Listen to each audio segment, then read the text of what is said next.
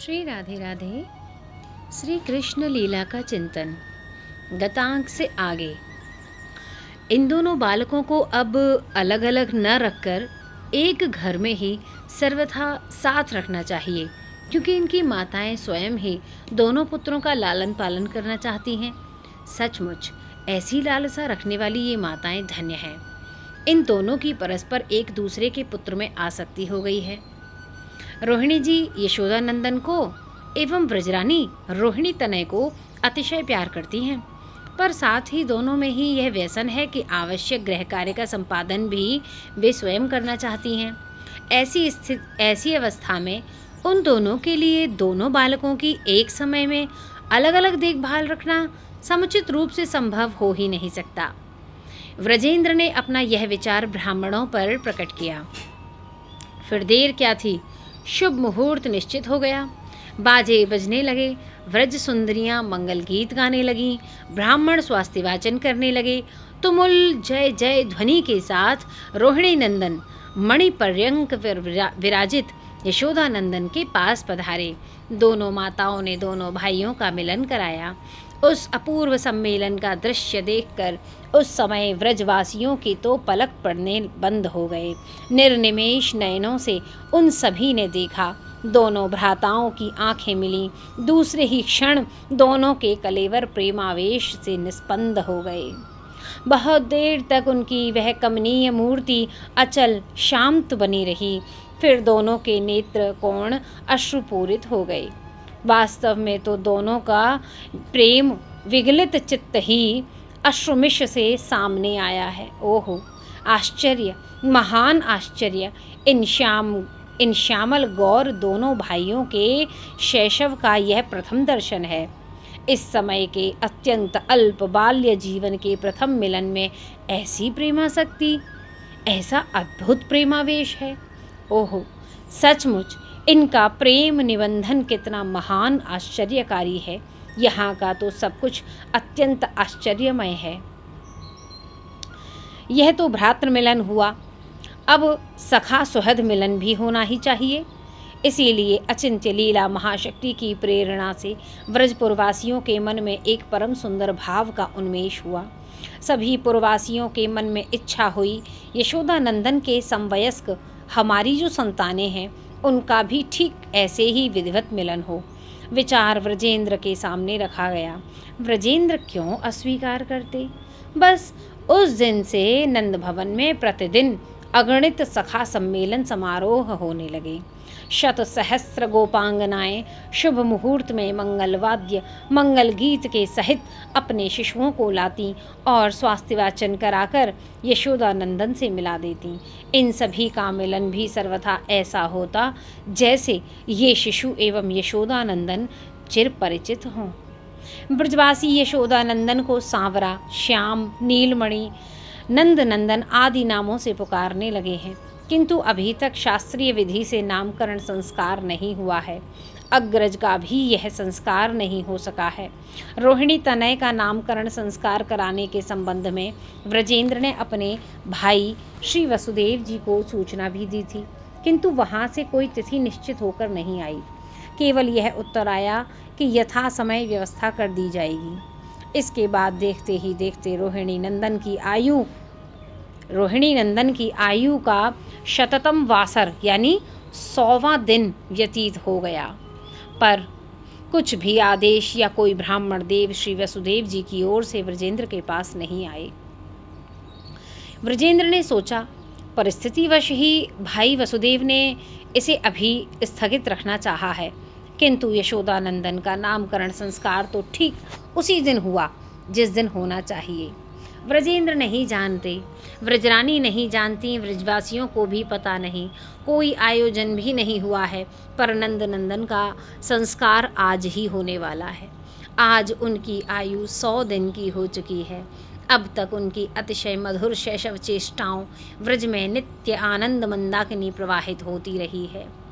ब्रजजन उसमें अवगाहन करके कृतार्थ होते रहे हैं।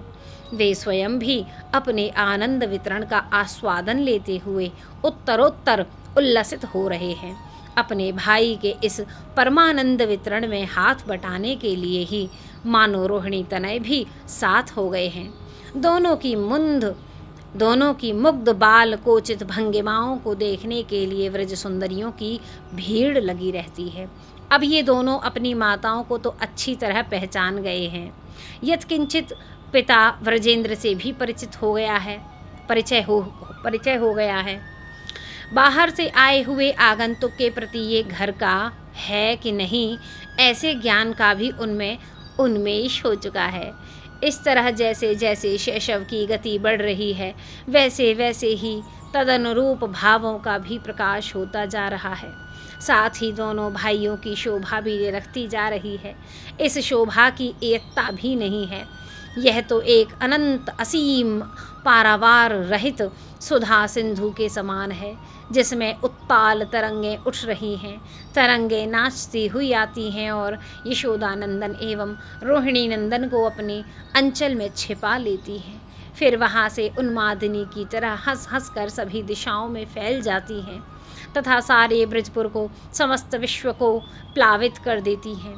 इन्हीं तरंगों के सिक्त हृदय में अपने पुत्र के स्पष्ट प्रतिबिंबित चंद्रमुख को निहारते हुए ब्रजेंद्र इस समय गोष्ठ में अवस्थित हैं। आज एक पहर से अधिक रात अवशिष्ट थी, तभी वे गोष्ठ में चले आए थे। चलते समय यह स्मृति अवश्य आई थी कि आज मेरे पुत्र का जन्म का शततम वासर यानी 100वां दिन है। शास्त्रीय नियम के अनुसार आज नामकरण संस्कार संभव है, किंतु अब तक रोहिणी नंदन का ही नामकरण संस्कार नहीं हुआ है।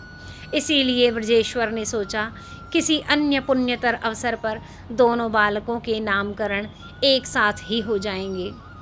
यह सोचकर वे गोष्ठ चले आए हैं। यहाँ प्रातःकाल होते ही विशाल गौराशी वन की ओर चली गई। उनके साथ गौरक्षक गोप भी चले गए। गोष्ठ में केवल अगणित गोवत्स एवं गोष्ठ परिष्कार करने वाले, गौ आभूषण संभालने वाले सेवक। ब्रजेंद्र इनका निरीक्षण करते हुए घूम रहे थे। साथ में केवल एक सेवक था। निरीक्षण समाप्त होते ही वे वहां स्नानादि से निवृत्त होकर गोष्ठ के एक अतिशय निभृत एकांत भूभाग में शाल प्राम शिला रूप में विराजित अपने इष्ट देव श्रीमन लक्ष्मी नारायण की अर्चना में संलग्न हो गए। अब एक पहर ही चढ़ चुका है। ब्रजेंद्र पूजा समाप्त कर गोष्ठ प्रांगण की ओर देखने लगते हैं। प्रांगण में कुछ गोवत्स हैं जो कान उठाए द्वार की ओर देख रहे हैं। ब्रजेंद्र गौशावकों की इस चेष्टा से समझ जाते हैं कि द्वार के पास किसी नवीन आगंतुक का आगमन हुआ है। उन्होंने भी दृष्टि घुमाकर उस ओर देखा।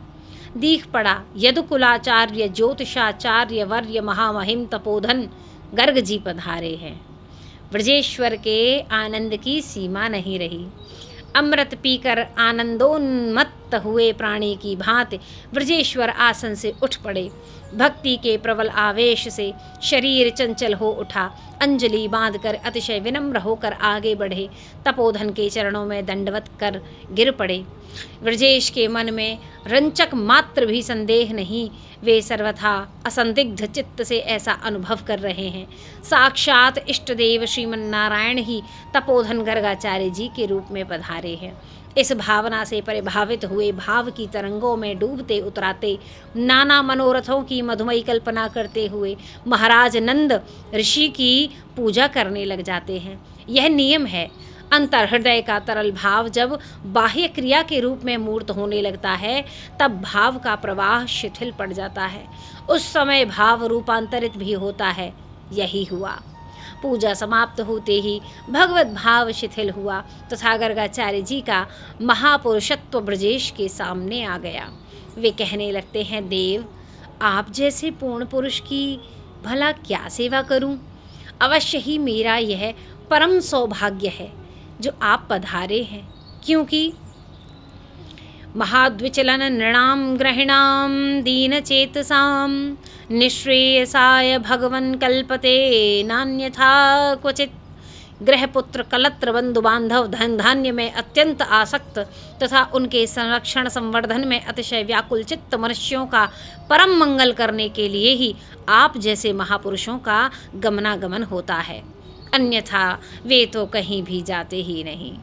यह कहते कहते ही हठात श्री ब्रजेश के अंतर हृदय में नित्य विराजित अपने पुत्र का मुख स्फुरित होने लगता है। इसी के साथ अंतर मन के दूसरे छिद्र से सजाती ये विचारधारा भी फूट पड़ती है। ओह, आज ही तो मेरे पुत्र का शततम वासर है। रोहिणी नंदन का संस्कार भी आज ही हो सकता, कितना सुंदर होता। ये यदुकुलाचार्य हैं, ज्योतिष शास्त्र के प्रणेता हैं, ब्रह्मज्ञ शिरोमणि हैं। पुत्रों के संस्कार का इससे अधिक सुंदर अवसर और क्या होगा। अग्रज का संस्कार तो इन्हें करना ही चाहिए, कर ही देंगे। उस कुल से तो इनका अविच्छिन्न संबंध है। मेरे पुत्र का भी प्रार्थना करने से क्यों नहीं करेंगे। ये ब्राह्मण हैं, जन्म से ही मनुष्य मात्र के गुरु हैं, इनको आपत्ति ही क्या होगी। ओहो, इनके द्वारा संस्कृत होकर मेरे दोनों पुत्र कृतार्थ हो जाएंगे। अवश्य ही नारायण ने ही कृपा करके ठीक अवसर पर इन्हें भेजा है। मनोरथ के प्रवाह में बहते हुए ही व्रजराज ने कार्यक्रम भी निर्धारित कर लिया। उसी का उपक्रम करते हुए वे ऋषि के चरणों में निवेदित करते हैं। देव, मुझे जो एक पुत्र हुआ है तथा उससे बड़ा जो मेरे भाई वसुदेव का एक पुत्र है, उन दोनों को भी अपनी दृष्टि सुधा से सिक्त कर दें। आप करुणामय हैं, करुणा करें। नंदराय जी की इस स्नेह परिपूरित प्रार्थना से ऋषि तो गदगद हो गए।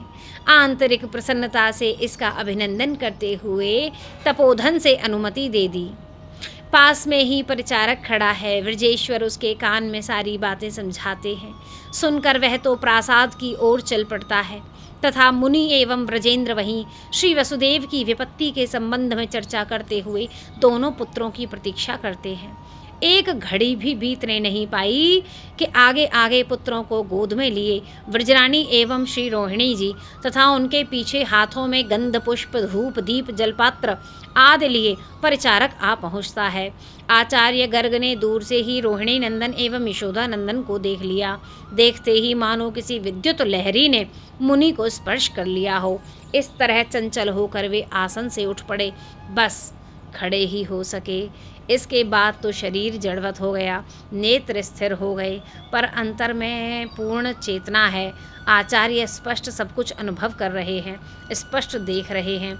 दो माताएं हैं, उनकी गोद में उनके अनंत स्नेह से सिक्त श्याम एवं गौर दो बालक हैं। देखते ही देखते आचार्य को अनुभव हुआ, बरबस मेरे नेत्र अश्रुपूरित हो गए हैं। ओहो, अश्रु बिंदु बाहर ढलकने चले। गर्ग ने अपनी समस्त इच्छा शक्ति बटोर कर प्रयास किया, किसी तरह स्थिर नेत्र एक बार चंचल हो जाएं, एक बार ऊपर नीचे टंगी हुई पलकें परस्पर मिल जाएं, अश्रु बिंदु रुद्ध हो जाएं, बाहर ना निकलें। किंतु न तो नेत्र हिले न पलकें पड़ी। अश्रुवारी धारा बाहर की ओर बह चली। तपोधन उन्हें रोक ना सके। ब्रह्मवित्त शिरोमणि गर्ग के नित्य प्रकाशित अंतरात्मा में उस समय एक अभिनव प्रकाश का उदय हुआ।